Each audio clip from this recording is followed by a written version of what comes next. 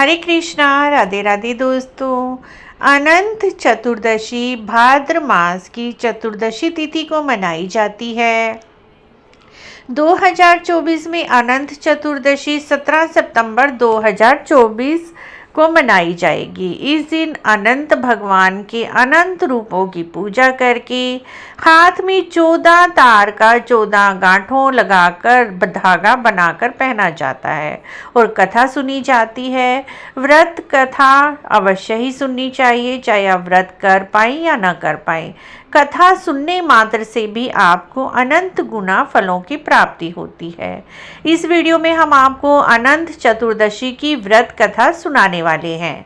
कथा के अनुसार एक बार महाराजा युधिष्ठिर ने यज्ञ किया और एक बहुत ही सुंदर मंडल सजाया, जिसमें दुर्योधन को एक स्थल के अंदर जलकुंड में गिर गया, क्योंकि उनका ऐसी जगह थी जहां पर जल में स्थल और स्थल में जल दिखाई देता था। जब द्रौपदी ने देखा दुर्योधन स्थल के स्थान पर जल में गिर गया है तो वह हंसने लगी और कहने लगी, अंधे का पुत्र अंधा। इस वचन से दुर्योधन को बहुत ही धक्का पहुंचा और उसने निश्चय किया कि मैं अपमान का बदला अवश्य ही लूंगा। और उसने युधिष्ठिर को जुए में हरा दिया और छल से पांडवों को 12 वर्ष वनवास में भेज दिया। वहां पर पांडवों को अनेक कष्टों का सामना करना पड़ा। एक दिन भगवान श्री कृष्ण युधिष्ठिर से मिलने आए और उनसे कहा कि तुम इस बार अनंत चतुर्दशी का व्रत करो, इसके करने से तुम्हें खोया हुआ राज मिलेगा और तुम विजय प्राप्त कर पाओगे। भगवान श्री कृष्ण जी के कहने पर युधिष्ठिर ने अनंत का धागा लेकर अनंत भगवान की अनंत चतुर्दशी की कथा सुनी, पढ़ी और साथ ही व्रत विधि विधान से किया, जिससे पांडव महाभारत के युद्ध में विजय प्राप्त कर पाए और दुर्योधन को उन्होंने हरा दिया और अपना खोया हुआ राज्य प्राप्त किया। इसी में दूसरी कथा भी आगे आती है। अनंत चतुर्दशी की दूसरी कथा इस प्रकार है। कथा के अनुसार मित्रों, एक समय की बात है, प्राचीन काल में एक ब्राह्मण रहता था। उसकी एक कन्या थी जिसका नाम सुशीला था। वह कन्या बड़ी हुई, ब्राह्मण ने उसका विवाह कौंडल्य ऋषि से कर दिया। विवाह के बाद कौंडल्य ऋषि अपने आश्रम की ओर चल दिए। रास्ते में रात हो गई। उन्होंने नदी के किनारे आराम किया। सुशीला के पूछने पर उन्होंने अनंत व्रत का महत्व भी बता दिया।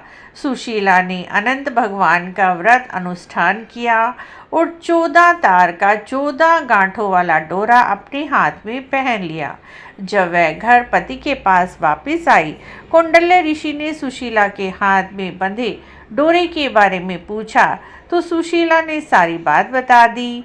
कौंडल्य ऋषि सुशीला की बातों से बहुत ही गुस्सा हो गए और उन्होंने उसके हाथ से डोरे को खींचकर तोड़कर आग में डाल दिया। इससे अनंत भगवान का अपमान हुआ और अनंत भगवान बहुत ही क्रोधित हो गए। परिणाम स्वरूप कौंडल्य ऋषि की सारी संपत्ति नष्ट हो गई। सुशीला ने इसका कारण डोरे को आग में डालना बताया। तब ऋषि को अपने कार्य पे काफी पश्चाताप हुआ और वो अनंत भगवान से माफी मांगने लगे।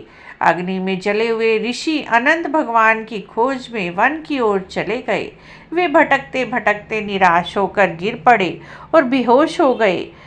अंत में अनंत भगवान ने उन्हें दर्शन दिए और कहा, मेरे अपमान के कारण ही तुम्हारी ये दशा हुई है और इतनी सारी विपत्तियां तुम पर आई हैं, लेकिन तुम्हारे पश्चाताप से मैं अप्रसन्न हूँ। अपने आश्रम जाओ और 14 वर्ष तक विधि विधान से अनंत चतुर्दशी का व्रत करो, डोरे का पूजन करो और हाथ में 14 वर्ष तक 14 गांठों वाला डोरा बांधो।